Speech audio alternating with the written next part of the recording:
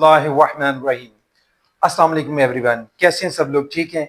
देखिए बेटा, हमने फिजिक्स क्लास 9th उसकी न्यू बुक स्टार्ट की हुई है जिसका चैप्टर नंबर 3 है और आज हम उसका लेक्चर नंबर 6 जो है वो डिलीवर करूंगा मैं आपके सामने।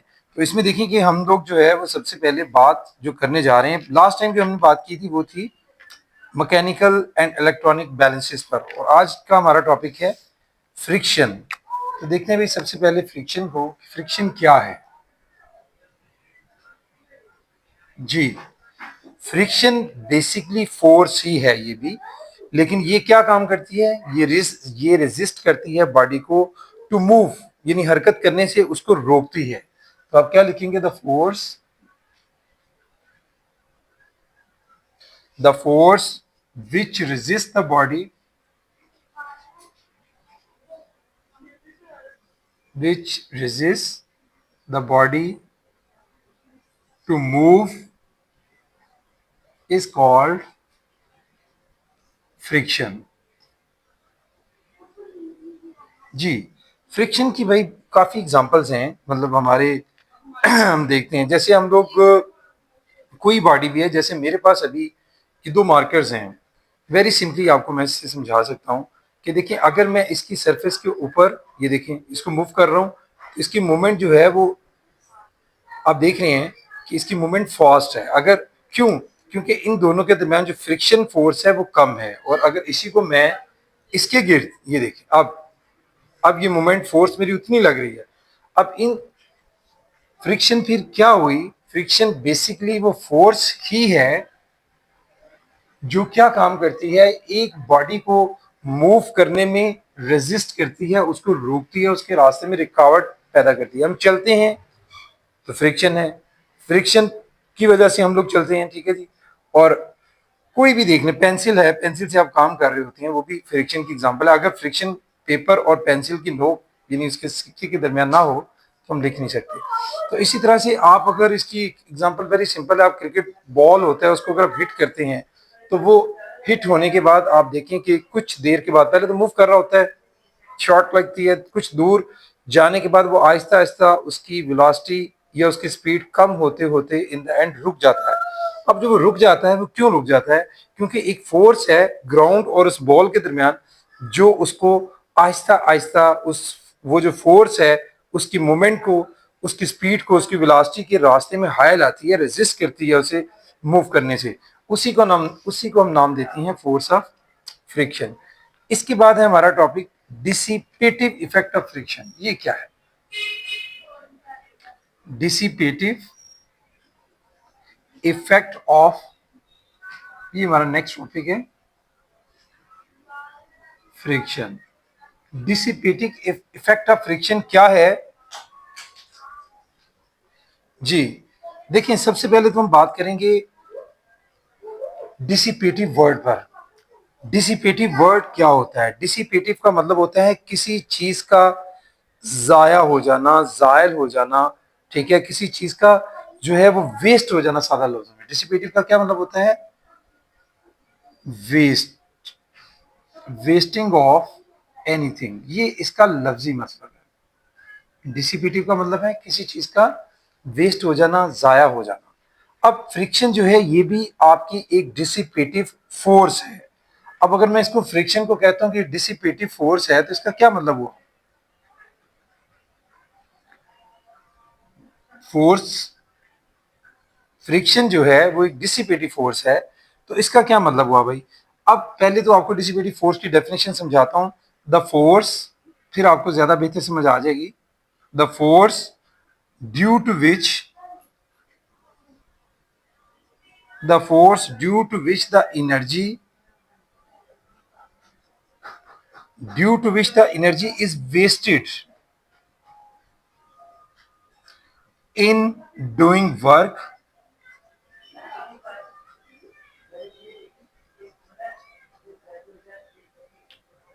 in doing work to overcome against friction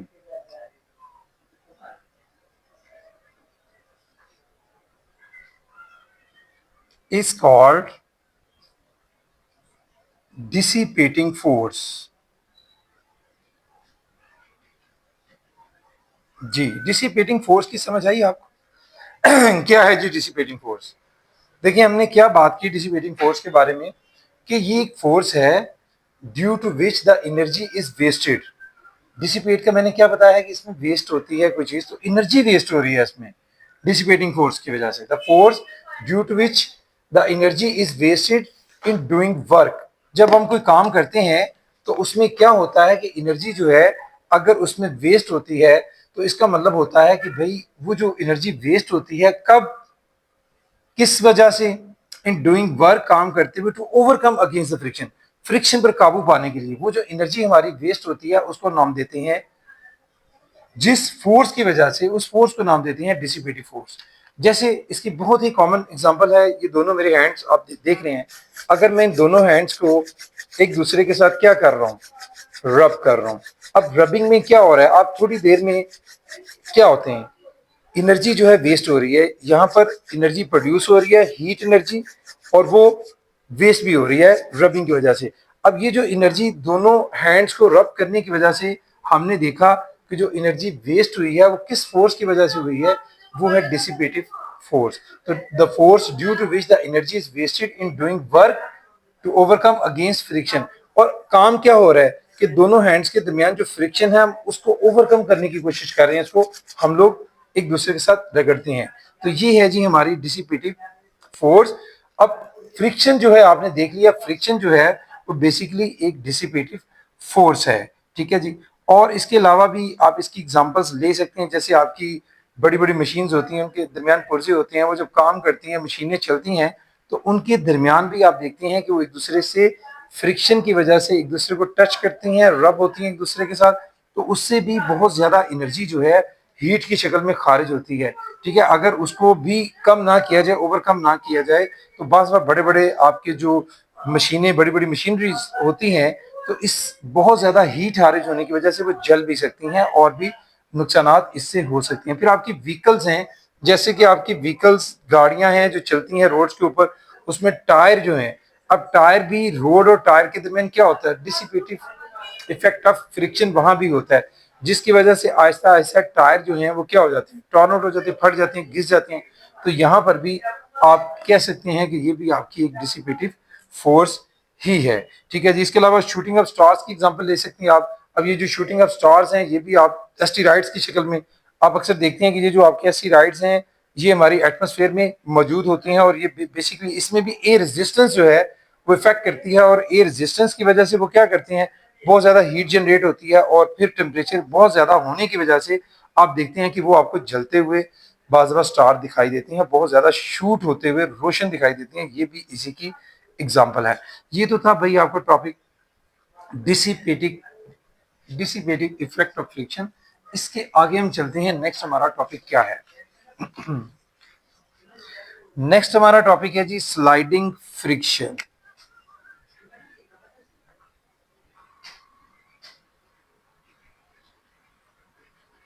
हम किसकी बात कर रहे हैं जी स्लाइडिंग फ्रिक्शन। अब स्लाइडिंग फ्रिक्शन क्या होती है the friction between two solid surfaces is called the friction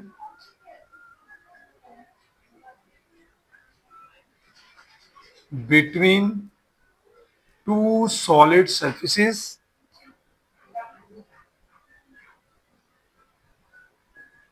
is called sliding friction। Example इसकी देखिए जैसे अभी मेरे पास ये एक मटेरियल आपको दिखाई दे रहा है एक एंड अदर आप देख सकते हैं ये भी एक सॉलिड सरफेस है ये भी सॉलिड सरफेस है। अगर मैं इसके ऊपर इस सॉलिड सरफेस को क्या कर रहा हूं देख रहे हैं मैं इसके ऊपर इसको स्लाइड कर रहा हूं तो इन दोनों के दरमियान जो फ्रिक्शन है वो जो फ्रिक्शन क्या कहलाएगी स्लाइडिंग फ्रिक्शन कहलाएगी। इसकी और भी आप बेशुमार एग्जांपल्स ले सकते हैं। एक एग्जांपल जो है वो मैं आगे आपके साथ डिस्कस करने जा रहा हूं वो टेबल वाली है। एक टेबल है सपोज जी आपके पास कोई टेबल है ठीक है जी। अब इस टेबल के ऊपर हमने एक ब्लॉक रखा हुआ है ठीक है। इस ब्लॉक को हमने रस्सी की मदद से बांधा है। यहाँ पर हमारे पास जो है वो एक समझ लें कि यहाँ पर एक हमने पुली है ये पुली है। अब पुली के ऊपर से उसको गुजार कर यहाँ पर हमने कुछ वेट जो है इसके साथ बांध दिए। अब होता क्या है, इसमें आप पहली बात तो ये जरा समझ लें कि इसके ऊपर हम इसको स्लाइड करवाना चाह रहे हैं। जैसे जैसे हम यहाँ पर वेट को बढ़ाएंगे, ये वेट बढ़ेगा। अगर तो वेट नहीं हम बढ़ाते, वेट कम ही होता है, तो फिर तो ये स्लाइड नहीं करेगा। वेट अगर कम है, इसको हमें मूव करना है। अगर हम इस पर वेट बढ़ा देते हैं, ठीक है, और भी वेट बढ़ा देते हैं, क्या होगा, फिर ये मूव करेगी इस रोप की मदद से। ये रोप इसको क्या करेगी, इसको स्ट्रेस करेगी, इसको खींचेगी, ठीक है। तो इससे ये बॉडी यहाँ से स्टेबल के ऊपर क्या करेगा, मूव। ये तो होगी इसकी स्लाइडिंग फ्रिक्शन। लेकिन आगे हम कुछ और भी थोड़ी सी टर्मिनोलॉजी है इसके साथ साथ, वो भी हम डिस्कस कर लेते हैं। इसके मूव करने से पहले, अभी जब इस पर फोर्स तो लग रही है लेकिन ये मूव नहीं कर रहा, मतलब ये बॉडी यही मौजूद है, उस वक्त भी इसमें फ्रिक्शन मौजूद है। अभी ये बॉडी मूव नहीं कर रहा, मतलब हमने वेट यहाँ पर अभी बढ़ाए नहीं है, ठीक है, उतना ही वेट है, वेट भी है, सारा कुछ है, लेकिन ये बॉडी मूव नहीं कर रहा। तो उस वक्त इसमें जो फ्रिक्शन होती है वो होती है स्टैटिक फ्रिक्शन। क्या नाम देते हैं उसको, स्टैटिक फ्रिक्शन। अब स्टैटिक फ्रिक्शन क्या होती है भाई, स्टैटिक फ्रिक्शन को हम पहले डिफाइन कर लेते हैं। स्टैटिक फ्रिक्शन होती है the resisting force between the two surfaces, the resisting force, the resisting force between the two surfaces, between the two surfaces, हाँ जी, between the two surfaces before, किससे पहले, बिफोर द मोशन स्टार्ट्स। अभी motion start नहीं हुई, जो मैंने आपकी शुरू में बात बताई, बिफोर द मोशन स्टार्ट्स,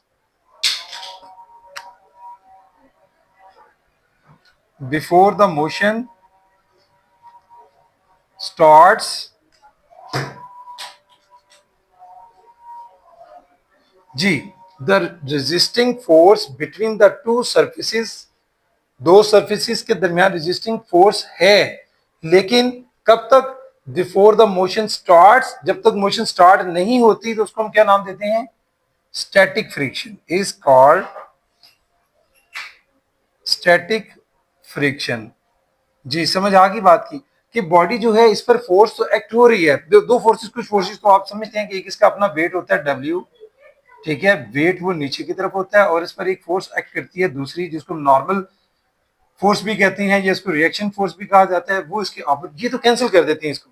जितना इसका वेट है उतनी इसका रिएक्शन होगा, जो नीचे लगा रहा है उतना टेबल इस पर लगाता है, ये कैंसिल हो जाते हैं। लेकिन ये जो रोप में टेंशन टी है, ये जो टेंशन टी है, ये जो इसमें पैदा हो रही है, उसकी वजह से ये बॉडी जो है उसको मूव करना चाहिए। लेकिन जब तक टेंशन टी और फोर्स, ये दोनों रेजिस्टिंग फोर्स जिसको हम एफ एस कहते हैं, जब तक वो इक्वल होंगी तो बॉडी मूव नहीं करेगा। यानी ये जो एफ एस है, मतलब आपकी रेजिस्टिंग फोर्स जिसको फ्रिक्शन कहते हैं, फोर्स ऑफ फ्रिक्शन, और टेंशन टी, जब तक ये दोनों जो है ये इक्वल हैं, तब तक ये बॉडी मूव नहीं करेगा। तो इसी को हम नाम देते हैं स्टैटिक फ्रिक्शन। उसके बाद हम अगली अगली बात करते हैं कि जैसे ही ये मूव करना शुरू करता है, लेकिन उसके मूव करने से पहले भी एक स्टेज होती है कि जब ये हल्की सी, कह लें जैसे हम वेट इस पे बढ़ा दिया, अभी ये मूव नहीं किया, हम इसमें वेट और बढ़ा देते हैं। अब अगर मजीद थोड़ा सा भी वेट बढ़ाएंगे, ये मूवमेंट स्टार्ट हो जाती है। अब इसमें जो मैक्सिमम स्टैटिक फ्रिक्शन है, वो जब तक इसमें होगी तब तक तो ये मूव नहीं करेगा, ठीक है जी।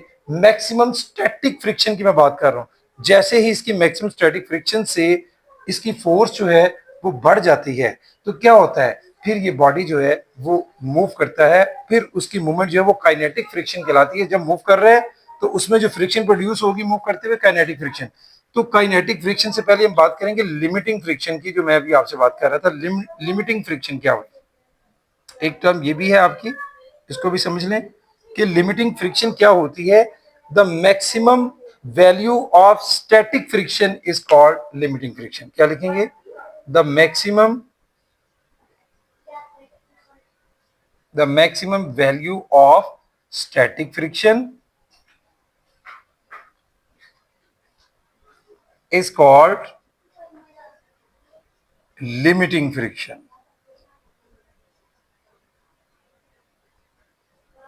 बात की समझ आ गई कि जब तक हम इस पे फोर्स अप्लाई कर रहे हैं, यानी इस पे वेट बढ़ा रहे हैं, इस पे फोर्स अप्लाई हो रही है, लेकिन ये बॉडी मूव नहीं कर रहा, लेकिन एक हद ऐसी आएगी कि अगर उससे थोड़ी सी भी फोर्स बढ़ेगी तो ये मूव करेगा।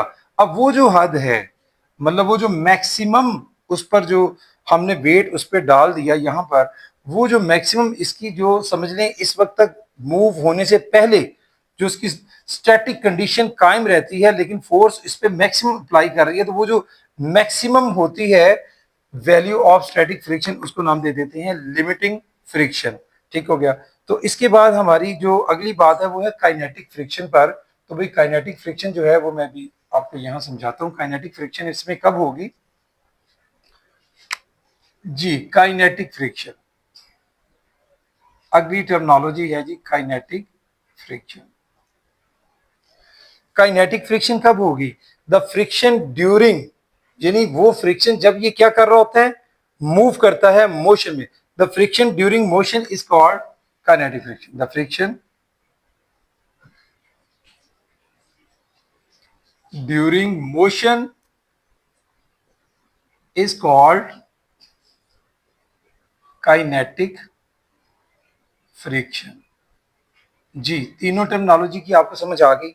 एक ही मतलब मैंने डायग्राम बनाई थी, उसी से आपको समझा दिया कि अब हमने वेट मजीद और बढ़ा दिया है यहाँ पर, ये हमने एक और वेट यहाँ पर साथ। तो क्या होगा कि अब ये बॉडी जो है वो मूव कर रहा है इस डायरेक्शन में। जैसे ये मूव करेगा तो उस वक्त जो इसकी ये जो फ्रिक्शन है, इसकी मूव होने वाली फ्रिक्शन जो है, जब ये मूव करता है, मोशन के दरमियान भी तो फ्रिक्शन है ना इसकी, वो जो फ्रिक्शन है इसको हम काइनेटिक फ्रिक्शन का नाम देते हैं। ये था भाई फ्रिक्शन की डिफरेंट टाइप्स थी, उस पर हमने बात की। इसके बाद हम थोड़ा सा आगे चलते हैं, टर्मिनल वेलोसिटी वो क्या होती है। ये एक इंपॉर्टेंट टॉपिक है भाई, टर्मिनल वेलोसिटी याद रखिएगा, क्योंकि जो नए टॉपिक्स जो ऐड होते हैं वो इंपॉर्टेंट ही होंगे, क्योंकि ये एफएससी का टॉपिक है जिसको ऐड किया गया है 9th क्लास में, इसी साल ये ऐड हुआ है। तो टर्मिनल वेलोसिटी की हम बात कर लेते हैं कि ये क्या होती है। टर्मिनल वेलोसिटी, इसकी भी पहले मैं आपके साथ डेफिनेशन शेयर करता हूं, फिर उसको मैं आपको समझाऊंगा कि क्या होती है। पहले तो लिखें definition, the upward force, the upward force, the upward force of air resistance, the upward force of air resistance, ठीक है जी, balances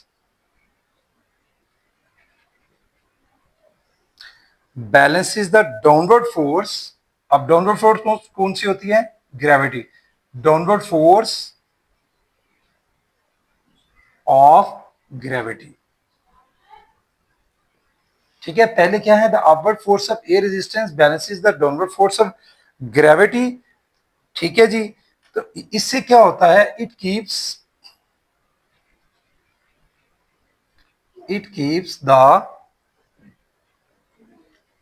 keeps falling off, it keeps falling at a constant velocity, at a constant velocity.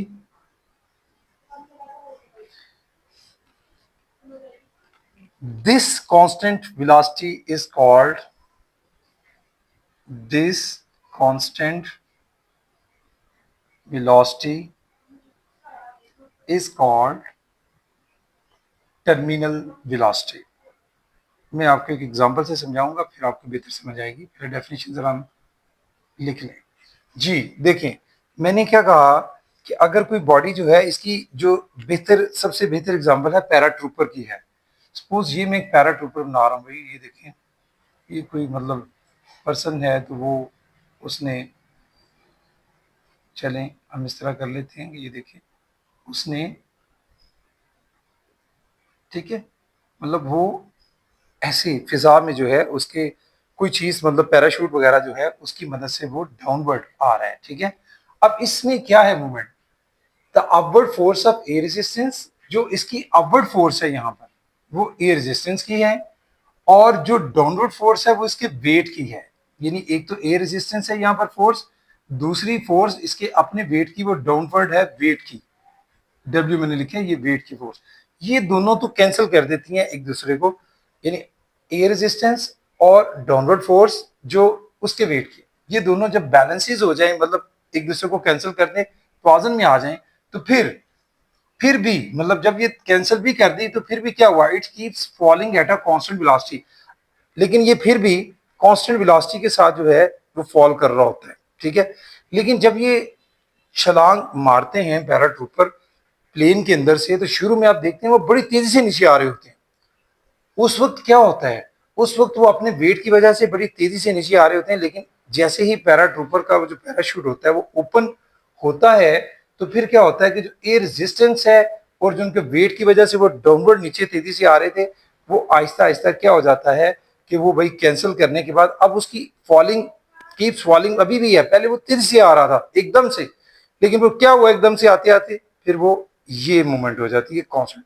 ये जो body की movement constant रहती है, it keeps falling at a constant velocity, यानी uniform velocity के साथ वो जो मूव करता है, this constant velocity is called terminal velocity. समझ आ गई कि उस पर जो दो फोर्सेस थी, अपवर्ड फोर्स एयर रेजिस्टेंस की और जो उसका अपना वेट था, जब ये दोनों एक दूसरे को कैंसिल कर देती हैं, यानी बैलेंस हो जाती है, मीन कैंसिल कर देती है, खत्म कर देती हैं, फिर भी वो फॉल कर रहा होता है, इट कीप फॉलिंग, वो नीचे आ रहा होता है, उसके लिए जो उसको वेलोसिटी दरकार होती है वो यूनिफॉर्म वेलोसिटी या कांस्टेंट वेलोसिटी होती है, उसी वेलोसिटी को हम नाम देते हैं टर्मिनल वेलोसिटी।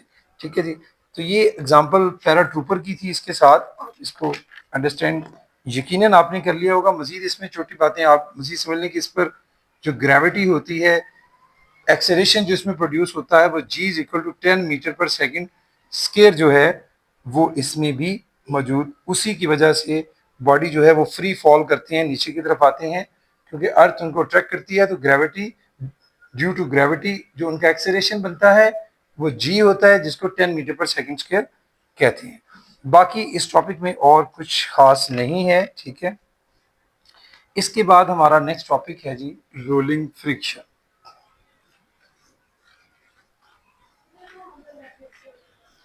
अब हम देखते हैं कि रोलिंग फ्रिक्शन क्या है।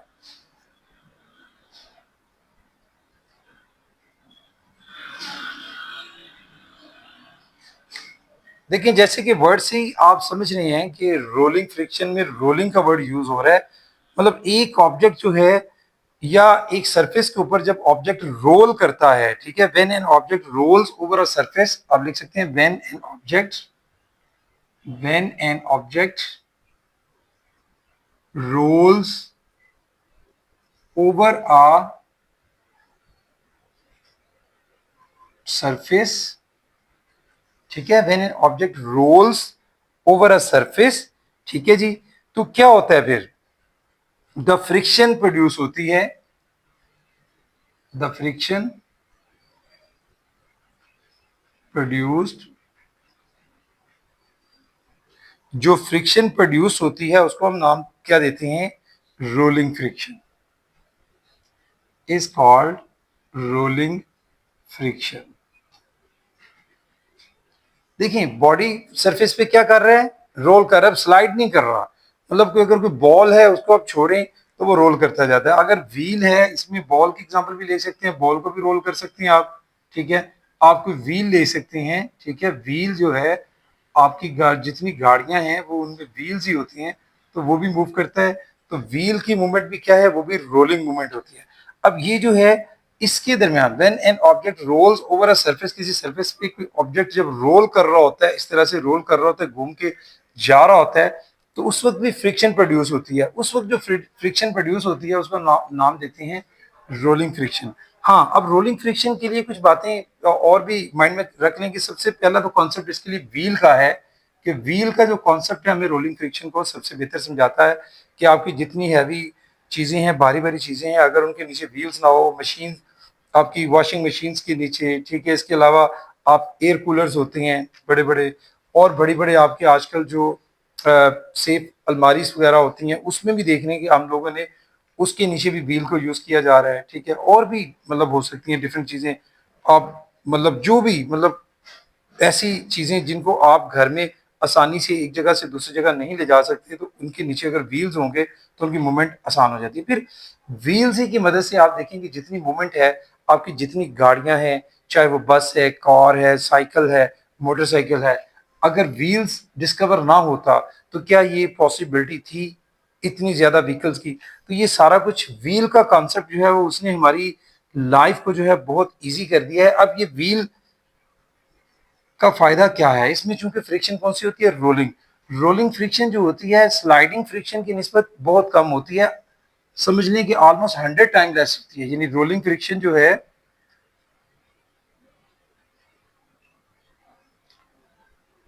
Is 100% less than sliding friction. यानी जो आप जब स्लाइड कर रहे होते हैं बॉडीज को आपस में, जब वो बॉडी एक दूसरे के ऊपर स्लाइड कर रहा होता है उस वक्त, और जब बॉडी रोल कर रहा होता है तो उनमें जो फ्रिक्शन प्रोड्यूस होती है, तो रोलिंग फ्रिक्शन में 100 टाइम, ठीक है, 100 टाइम लेस देन होती है, यानी उसका 100 गुना कम होती है। यानी इतनी फ्रिक्शन कम होती है। उसकी अब क्या वजह होती है? देखें, अगर एक बॉडी जो है, ये बॉडी है, मैं जैसे अभी बुक की भी बात कर रहे थे, इसको इसके ऊपर अगर हम स्लाइड करते हैं तो देखें इसका जो कॉन्टेक्ट एरिया है वो सारा का सारा जो है वो इसको टच कर रहा है। ये देखें, मैं इस पर अगर मूव कर रहा हूँ, ये कॉन्टेक्ट एरिया चेक करें। और इसी तरह से अगर हम लोग कोई बॉडी ले लेते हैं जो कि व्हील की शक्ल में है, तो उस वक्त देखें कि उसका जो सरफेस एरिया है, कॉन्टेक्ट एरिया क्या रह गया है, ये वो पॉइंट है। अब जाहिर है यहाँ पर जो फ्रिक्शन होगी इन दोनों के दरमियान वो यकीनन कम होगी, और यहाँ पर देखिए फ्रिक्शन एरिया कितना ज्यादा है। एक तो ये चीज हमारे पास होती है, फिर इनके दरमियान जो रिलेटिव मोशन है वो नहीं होती। रिलेटिव मोशन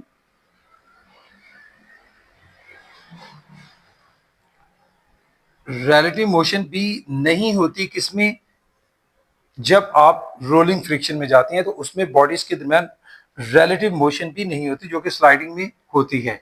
तो इस वजह से, इन दो बातों की वजह से, एक तो कॉन्टेक्ट एरिया, मेन बात जो है इसमें कॉन्टेक्ट एरिया आपने याद रखना है कि जो रोलिंग फ्रिक्शन में कॉन्टेक्ट एरिया होता है वो बहुत कम होता है, और जो स्लाइडिंग फ्रिक्शन है उसमें कॉन्टेक्ट एरिया बहुत ज्यादा होता है। तो इस वजह से स्लाइडिंग फ्रिक्शन जो है हमेशा रोलिंग फ्रिक्शन से ज्यादा होती है। तो हम लोग रोलिंग फ्रिक्शन को क्यों प्रीफर करते हैं? वो इसी वजह से प्रीफर करते हैं, उस पर तरजीह हम इसी वजह से देते हैं क्योंकि यहाँ पर हमारी फ्रिक्शन कम कम फ्रिक्शन होती है, हमारी कम फोर्स जो है वो डिसिपेट होती है। तो इसलिए रोलिंग फ्रिक्शन जो है वो हमेशा बेटर समझी जाती है बनिस्बत स्लाइडिंग फ्रिक्शन के, ठीक है।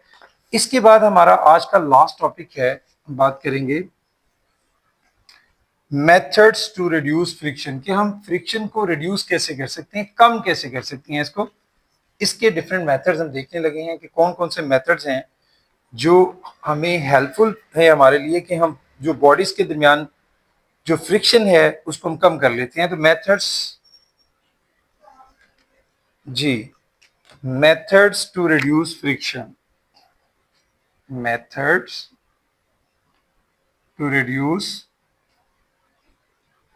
फ्रिक्शन, हम इसकी बात करेंगे वो कौन कौन से मेथड हैं।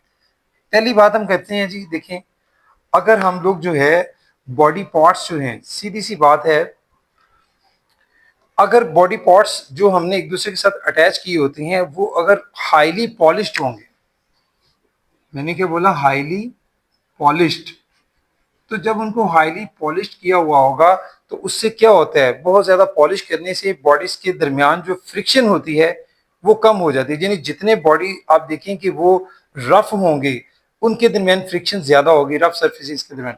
अगर हम उनको पॉलिश कर लेते हैं, पॉलिश्ड हो जाते हैं, तो वो जो रबिंग एरिया है वो मुलायम हो जाता है। तो इससे हम लोग जो है फ्रिक्शन को कम कर सकते हैं। दूसरी बात हम करेंगे भाई, सेकंड जो पॉइंट है वो हमारा ये होता है कि हम लोग जो है ऑयल वगैरह यूज करते हैं, ग्रीस यूज करते हैं, ठीक है। ऑयल ग्रीसिंग वगैरह ये भी मटेरियल के दरमियान देने से क्या होता है, क्योंकि जो लिक्विड होते हैं उनके दरमियान फ्रिक्शन कम होती है बनिस्बत सॉलिड्स के। तो इसलिए हम लोग जो हमारी बड़ी बड़ी मशीनें होती हैं, मतलब इंस्ट्रूमेंट्स वगैरह हम यूज करते हैं, तो वो जो एक दूसरे के साथ अटैच होते हैं तो उसमें हम लोग जो है ऑयलिंग करते हैं या ग्रीस वगैरह लगाई जाती है, जिसकी मदद से हम लोग फ्रिक्शन को रिड्यूस कर सकते हैं। फिर तीसरी बात जो अभी हम बात कर रहे थे, रोलिंग, किसकी बात हम कर रहे थे, रोलिंग फ्रिक्शन की। तो रोलिंग फ्रिक्शन जो है ये भी हमारे पास फ्रिक्शन को रिड्यूस करने का प्रोसेस है कि हम लोग जो चीज स्लाइड करके हम ले जाते हैं, अगर उसको हम लोग व्हील यूज करते हैं रोलिंग फ्रिक्शन में बॉल बेरिंग यूज कर लेते हैं इसके लिए। तो रोलिंग फ्रिक्शन की वजह से हम लोग हैवी मटेरियल को, मशीन्स को, जैसे मैंने पीछे बात की, हम आसानी से मूव कर सकते हैं। कि जब हम स्लाइडिंग फ्रिक्शन को किस में कन्वर्ट कर दिया हमने, रोलिंग फ्रिक्शन में, कि उनके दरमियान रोलिंग फ्रिक्शन हो। बॉडी को जमीन पे घसीटना है तो अच्छा खासा जोर लगेगा। अगर नीचे व्हील लगा दी जाती है, हमने स्लाइडिंग को कन्वर्ट कर दिया रोलिंग में, तो हम उसको आसानी से फिर मूव करवा सकते हैं बड़ी बड़ी मशीनों में व्हील्स वगैरह यूज करके। इसके अलावा बॉल बेरिंग जो है वो भी यूज करके। अब चौथा पॉइंट जो है ये जरा बड़ा इंपॉर्टेंट है, ध्यान से समझिएगा। इसमें मैं पहले बर्ड्स से समझाता हूँ। देखिए, बर्ड्स फिजा में आसानी से उड़ते हैं, क्यों? उनका कभी आपने बॉडी पे गौर किया है? बर्ड्स का जो बॉडी होता है वो स्ट्रीम लाइंड होता है। किस तरह का बॉडी होता है उनका? स्ट्रीम लाइंड होता है। अब स्ट्रीम लाइंड किसको कहते हैं बॉडी को? भाई स्ट्रीम लाइंड जो है वो इस टाइप का होता है कि बॉडी जो है, मतलब उसकी शेप चाहे कुछ भी है, लेकिन जो उसकी शुरू की पोजीशन है और एंड की जो पोजीशन है वो क्या होती है? वो पॉइंटेड होती है, यानी नोकदार होती है। यानी आप परिंदों को देख लें, बीच में से मतलब बैली उनका होता है, लेकिन उनकी जो आप देखते हैं टेल जो होती है, या उनकी आप चोंच देखते हैं, वो शार्प होती है, नोकदार होती है। तो इस तरह के जितने बॉडीज, आप प्लेन देख लें, आपके एरोप्लेन जो होते हैं वो भी किस शक्ल में बने होते हैं? एरोप्लेन्स की भी शेप जो है वो इसी तरह की ही बनाई जाती है, कि ताकि जो है कोई बॉडी जो है जब मूव करे तो उसके आगे से वो क्या होता है, वो हमेशा उसको शार्प शेप में बनाया जाता है, इस तरह से पॉइंटेड। तो वो आसानी से, इसी तरह से आप फिश को देख लें, फिश पानी में मूव करती हैं, वो भी इसी इसी शेप में होती हैं। ठीक है, आप बड़ी बड़ी बोट्स देख लें, शिप्स जो पानी में मूव करती हैं, उनकी भी जो शेप बनाई जाती है इसी तरह की। इसके अलावा आपकी जो रेसिंग कार्स होती हैं, रेसिंग कार जो आम जो आप गाड़ियां चलाते हैं उसकी निस्बत रेसिंग कार्स को देखें तो उनकी बॉडी भी स्ट्रीम लाइन बनाई जाती है, आगे से नोकदार होती है। तो ताकि इन सारी चीजों का फायदा क्या होता है कि स्ट्रीम लाइन जो है, चाहे वो वाटर में हो, चाहे वो एयर में हो, चाहे वो लैंड पे हो, वो हर जगह पर क्या करता है कि रेजिस्टेंस को कम कर देता है। हवा में होगा तो एयर रेजिस्टेंस को कम कर देगा, वाटर में होगा तो वाटर रेजिस्टेंस को कम कर देगा। तो इसलिए बॉडीज को आप लोग जो है फ्रिक्शन को रिड्यूस करने के लिए स्ट्रीम लाइन बनाया जाता है। तो अगर हम स्ट्रीम लाइन की डेफिनेशन पढ़ें तो वो क्या होगी? द व्हीकल डिजाइन, इसकी क्या डेफिनेशन होगी? The vehicle designed, the vehicle designed pointed, the vehicle design pointed, कहां से पॉइंटेड रखा जाता है उनको? जैसे मैंने अभी आपको बताया, फ्रॉम द फ्रंट, ठीक है, और बैक से भी कह सकते हैं, ज्यादातर फ्रंट से, from the front. The vehicle design pointed from the front are set to be streamline, are set to be streamline. ये बेटा स्ट्रीम लाइन की डेफिनेशन भी है, आपने याद कर लेनी है इसको भी। तो अब आप काफी हद तक समझ चुके होंगे कि भाई हमारे पास जो है स्ट्रीम लाइन बॉडी का फ्लो क्यों जो है आसान होता है, क्योंकि बॉडी को कम से कम, देखिए मेरा अगर हैंड है, एयर रेजिस्ट कर रही है आगे से, इसको मैं मूव करूंगा तो ये इतना, अगर मैं इस शेप में होगा तो आगे देखिए रेजिस्टेंस जो है वो कम से कम फेस करना पड़ेगा, क्योंकि पॉइंटेड हो गया, स्ट्रीम लाइन है। तो ये था भाई हमारे वो टॉपिक्स जो आज हमने डिस्कस करने थे। इसमें आपने बेसिकली क्या देखा? आज हमने जो है वो फ्रिक्शन से रिलेटेड ज्यादा टॉपिक्स थे। Friction, dissipative force of friction देखी, स्लाइडिंग फ्रिक्शन को देखा, उसमें static kinetic friction, terminal velocity की बात हुई, रोलिंग फ्रिक्शन की बात हुई। फिर इन द एंड हमने मेथड्स वो देखे कि जिससे हम फ्रिक्शंस को रिड्यूस कर सकते हैं। तो भाई इसको आप ध्यान से रीड कीजिएगा, अंडरस्टैंडिंग भी आपको मिली होगी यकीनन। तो अंडरस्टैंडिंग के साथ साथ इसको फिर आप रीड करेंगे, लर्न करेंगे, तो शायद आप अच्छे से इसको क्लियर कर सकेंगे। आज के लिए बेटा इतना ही। Thank you very much. अस्सलाम।